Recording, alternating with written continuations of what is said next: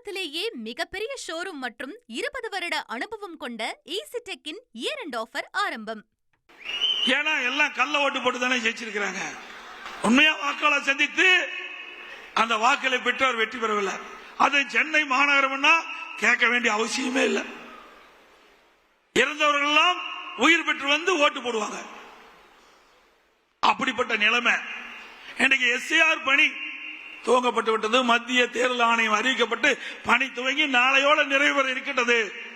நம்முடைய கழக நிர்வாகிகள், தொண்டர்கள், மாவட்ட செயலாளர், ஒன்றிய செயலாளர், நகர செயலாளர், பேரூர் செயலாளர், பகுதி செயலாளர், வட்டச் செயலாளர், வார்டு செயலாளர் அத்தனை பேர் ஒருமித்த கருத்தோடு நாளை இறுதி நாள்.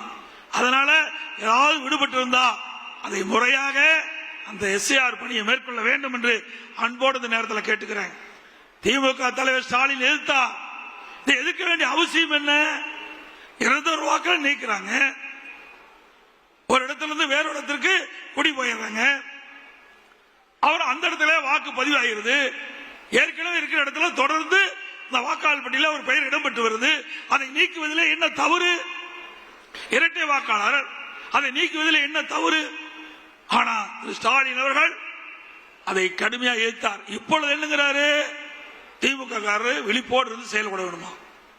ஒரு பக்கம் எதிர்க்கிறாங்க, ஒரு பக்கம் செயல காட்டுறாங்க. எஸ்ஐஆர் பணி மேற்கொள்ள பிறகு இன்னைக்கு பாத்தீங்கன்னா சென்னை மாநகரத்தில் பத்தி பாத்தீங்கன்னா ஒவ்வொரு தொகுதியிலும் 50,000 70,000 வாக்குகள் இன்றைக்கு அது விடுவிக்க வேண்டிய சூழல் இருக்குது. அப்படி தமிழ்நாடு முழுவதும் அனைத்து தொகுதியிலும் 10,000 30,000 வாக்குகள் இந்த எஸ்ஐஆர் பணி மேற்கொள்கின்ற பொழுது இறந்தவர் வாக்காளர் பட்டியலிருந்து விடுவிக்கப்படுகிறார். இரட்டை வாக்காளர் நீக்கப்படுகிறது. அதே போல குடிபெயர்ந்தவர்கள், மாற்றிடத்துக்கு போனவர்கள் அதை கண்டறிந்து அவர் விடுவிக்கப்படுகின்றது. இப்படி தமிழ்நாடு முழுவதும் முறைகேடாக வாக்காளர் பட்டியலில் இடம்பெற்றவர்கள் சுமார் பல லட்சம் பேர் விடுவிக்கப்படுகின்ற சூழல் ஏற்படுது. இதையெல்லாம் விடுவிக்கலனா அடுத்த ஆண்டு நடைபெற்ற சட்டமன்ற தேர்தலில் இப்படி போலி வாக்காளரை வைத்து அவர் வெற்றி பெறுவதற்கு ஒரு வாய்ப்பு ஏற்படும். அதனாலதான் அலறாங்க, துடிக்கிறாங்க ஸ்டாலின்.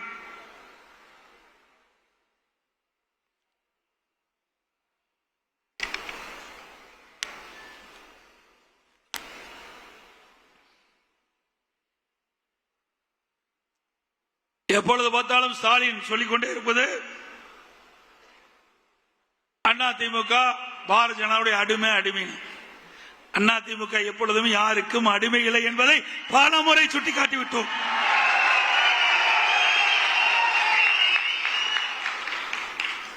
இதே திராவிட முன்னேற்ற கழகம் திரு கருணாநிதி இருக்கின்ற பொழுது 1999 ஆண்டு நாடாளுமன்ற தேர்தலில் பாரதிய ஜனதாவோட கூட்டணி போட்டு வெற்றி பெற்று திரு வாஜ்பாய் அவர்களுடைய மத்திய அமைச்சர்களே திமுக எம்பி இடம் பெற்றிருந்தாங்க.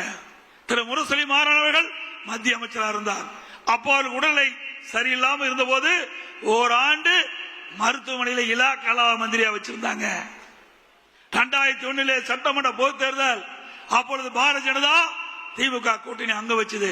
அப்பெல்லாம் பாரதிய ஜனதா கட்சி நல்ல கட்சி. திமுக கூட்டணி வச்சா நல்ல கட்சி, அண்ணா திமுக கூட்டணி வச்சா மதவாத கட்சி. சிந்திச்சு பாருங்க. இன்னைக்கு தேர்தல் வருகின்ற பொழுது வாக்குகள் சிதறாமல் சிந்தாமல் எல்லா வாக்குகளையும் நிறுத்தப்படுகின்ற வேட்பாளருக்கு கிடைக்க வேண்டும். அப்பொழுதுதான் நாம் நிறுத்தப்படுகின்ற வேட்பாளர் வெற்றி பெறுவார். அந்த அரசியல் சூழ்நிலைக்கு ஏற்பவாறு எல்லா கட்சியுமே கூட்டணி அமைப்பது இயல்பு. திமுகவும் கூட்டணி வைக்குது, அண்ணா திமுக கூட்டணி வைக்குது. அண்ணா திமுக கூட்டணி இடம்பெற்ற கட்சி தான் திமுகவில் இப்பொழுது இடம்பெற்றிருக்குது. திமுகவில் இடம்பெற்ற கட்சி தான் அண்ணா திமுகவில் இடம்பெற்றது. இப்படி கால சூழ்நிலைக்கு ஏற்ப அந்த கூட்டணி மாறி மாறி இருக்கும். ஆனா திரு ஸ்டாலினால பொறுக்க முடியல. அண்ணா திமுக பாரதிய ஜனதா கூட்டணியை அமைச்ச உடனே கதறாரு, துடிக்கிறாரு. அப்பொழுது 1999 2001 கூட்டணி வச்ச போது திரு கருணாநிதி குறிப்பிடுறார். 23/6/1999 முரசொலியில் 6ஆம் பக்கம், அதாவது பாரதிய ஜனதா திமுக கூட்டணி அமைச்ச பிறகு அப்ப முரசொலியில 6ஆம் பக்கத்தில் 23/6/1999 வருது.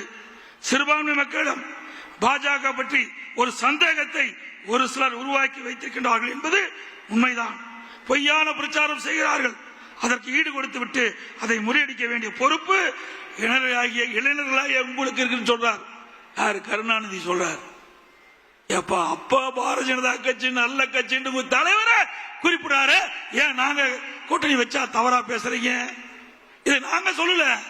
திராவிட முன்னேற்ற கழக தலைவர் திரு கருணாநிதி அவர்கள் அவருடைய கட்சி பத்திரிகை முரசொலியில 23/6/99 அன்று வந்த செய்தி.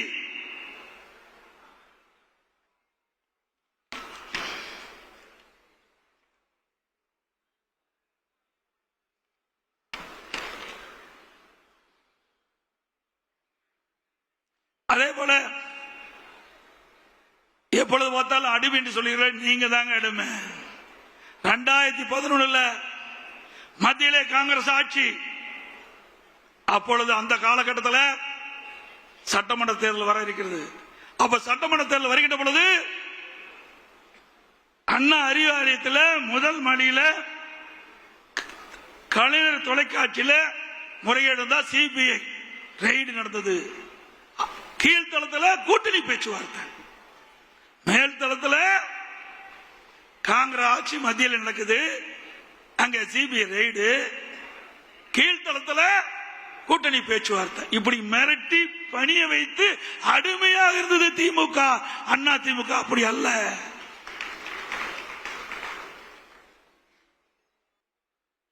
திராவிட முன்னேற்றங்களை உருவாக்கிய பேர் அண்ணா அவர்கள். களம் ஒரு குடும்பம். நாங்க இன்றைக்கு திமுக கருணாநிதி குடும்பம் மாறி போச்சு.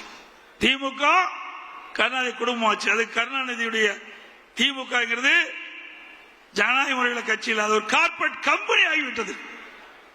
நீங்க பாத்தீங்கன்னா திரு கருணாநிதி முதலமைச்சர் இருந்தாரு. அதுக்கு பிறகு ஸ்டாலின் முதலமைச்சர். இப்ப உதயநிதி கொண்டு வருவதற்கு துடிச்சிட்டு இருக்காரு. தமிழகத்திலேயே மிகப்பெரிய ஷோரூம் மற்றும் 20 வருட அனுபவம் கொண்ட ஈசி டெக்கின் இயர் எண்ட் ஆஃபர் ஆரம்பம்.